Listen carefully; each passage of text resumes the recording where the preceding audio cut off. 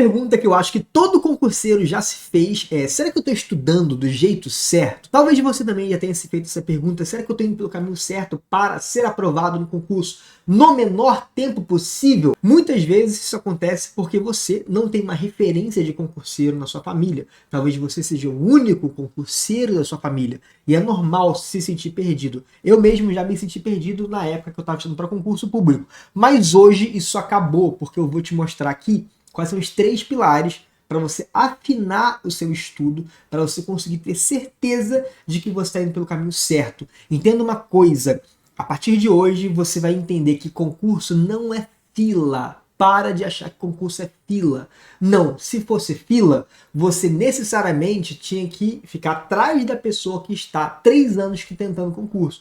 Então você seria aprovado no 4º ano. Só que a gente sabe que tem concurseiros que são aprovados muito mais rápido. Eu, por exemplo, fui aprovado em 8 meses para o concurso que eu fiz.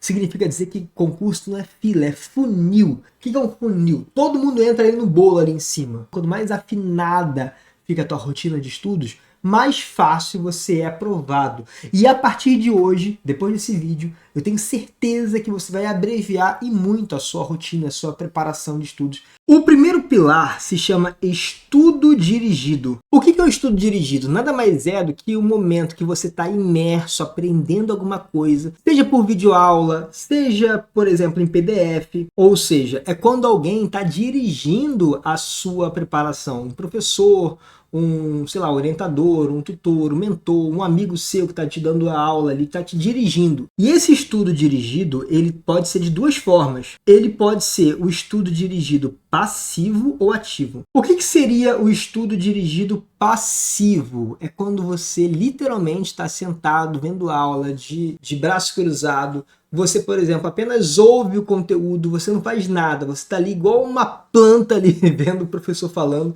Esse é estudo passivo. O estudo ativo, por outro lado, é quando você está assistindo a aula, mas produzindo alguma informação paralela. Ou seja, está rabiscando, anotando, fazendo um plano de estudos, fazendo um resumo, um rabisco que seja, já é um estudo ativo. Então, se você está assistindo 2 horas de aula e você não tem uma caneta na sua mão, significa dizer que você está passivo. Se você não tiver com o computador aí anotando, você está perdendo informação, porque o nosso cérebro, ele aprende predominantemente com estudos ativos. Então, por exemplo, aqui ó, a gente tem, você aprende 10% lendo. Lendo, você está estudo passivo. Ou seja, você está absorvendo conteúdo. Agora, se você, por exemplo, estiver ensinando, que é o ápice do estudo ativo, você aprende 95%. Se você estiver praticando questões, por exemplo, debatendo, vendo e ouvindo, ou seja, não apenas lendo, mas lendo e anotando, lendo e sublinhando. Eu gosto muito de ler quando eu vou ler livro, eu gosto de ler sublinhando ali com marca-texto. Minha esposa fica bolada que eu marco os livros todos. Você, não pode ler o livro depois, está tudo marcado. Sim, porque eu absorvo mais a leitura, não apenas quando eu estou lendo de forma passiva, mas quando eu estou lendo e escrevendo alguma coisa. Então, lendo e anotando, esse é o ponto. Então, se você apenas lê, se você apenas ouve, se você apenas observa, você está praticando o estudo passivo. Você tem que ser sagaz nessa rotina de estudos. Não tem jeito. Segundo pilar.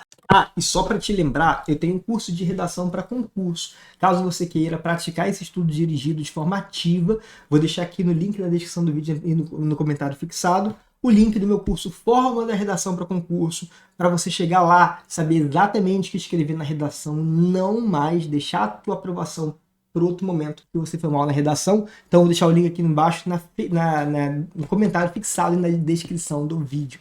Segundo pilar do estudo perfeito são as questões diárias. Não passe um dia sequer sem fazer questões de concurso. E de verdade, para mim, as questões de concurso são o método mais eficaz de você medir o seu desempenho. Não tem como, não tem outro método que você consiga medir se você está aprendendo ou não aprendendo, se você não fizer questões, porque são método objetivo. Elas fazem parte da rotina dos meus alunos diariamente. E faz sentido que você coloque as questões depois do estudo dirigido, não antes. Se você começa a tua rotina, se você começa a sua preparação pelas questões, você vai fazer as questões por fazer, vai errar várias questões, vai errar muitas questões.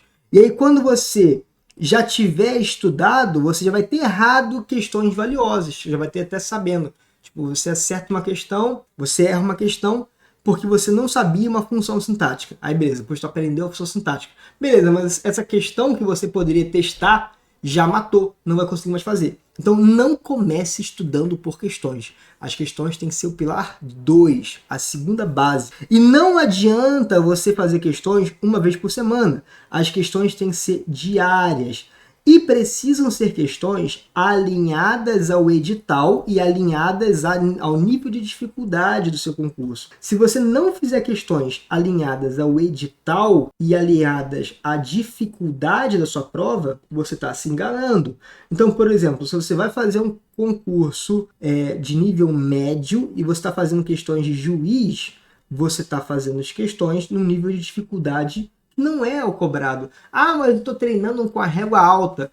Cara, às vezes você está treinando, está se esforçando demais e vai ter pouco resultado. Ou então você está treinando uma matéria que não cai, porque não faz parte do teu edital. Então, as questões, elas têm que ser diárias, alinhadas ao edital e alinhadas ao nível da dificuldade da sua prova. O nível do ensino médio, se é ensino médio, se é ensino superior. E o terceiro pilar é a produção de materiais. Você vai começar a produzir o seu próprio material de estudos. Ou seja, esse passo 3, terceiro pilar, depois de você ter assistido muito conteúdo, visto muita videoaula, você tem que ter suas próprias anotações. E as suas anotações têm que ser organizadas, porque senão você vai assistir um curso gigante de 40 horas de direito constitucional, por exemplo, e no final do curso você não vai saber nada daquilo que você escreveu, do que você aprendeu, porque você não anotou nada. E detalhe, essa produção de materiais, ela tem que ser uma produção estratégica. Ou seja, não dá para você passar tempo pintando a folha. Você tem que fazer flashcards, por exemplo. O que são os flashcards? São fichas que você vai preenchendo com conteúdo. E não adianta você colocar um conteúdo que você depois não entenda. Você tem que colocar o conteúdo organizado ali. Então, uma sugestão, pega um flashcard, separa um flashcard, uma folha então de ofício, a gente fazia muito isso quando estava no estudo para concurso, eu e minha esposa, coloca lá, direito constitucional, e aí você vai separar esse flashcard em várias colunas. Aí em cada coluna dessa, você vai colocar numa letra, menor letra possível, por exemplo, quais são os princípios do direito constitucional, quais são as regras básicas da Constituição Federal, quais são, por exemplo, os artigos mais importantes? Quais são as diretrizes, os objetivos da República Federativa do Brasil? Aqui, então, você vai fazendo esse material super organizado para depois você conseguir voltar aqui. E, inclusive, você pode alinhar a produção de materiais para que ela faça parte do estudo ativo. Ah, mas eu já tenho o livro. Tudo bem, mas o livro ele não está mastigado de acordo com o teu desenvolvimento. Então, é muito importante que você tenha o seu próprio material de consulta. E os materiais de consulta você vai produzir. E quanto mais tempo você estuda, mais desenvolvido vai ficando esse material, até para você conseguir depois fazer uma revisão. Do contrário, você não vai conseguir ter aquela evolução que você poderia ter. Então, minha dica é, tenha o seu próprio material de consulta, um material estratégico. Falando em estratégia, agora eu vou deixar para você uma sugestão de vídeo para você aprender a usar vírgula aplicada na redação de concurso. Inclusive aqui agora você pode colocar em prática a técnica do estudo ativo. Eu vou propor o vídeo, vão ter exercícios e você vai fazendo ao longo do vídeo, beleza? Vou deixar o link aqui então desse vídeo de vírgula, clica nele e continua vendo.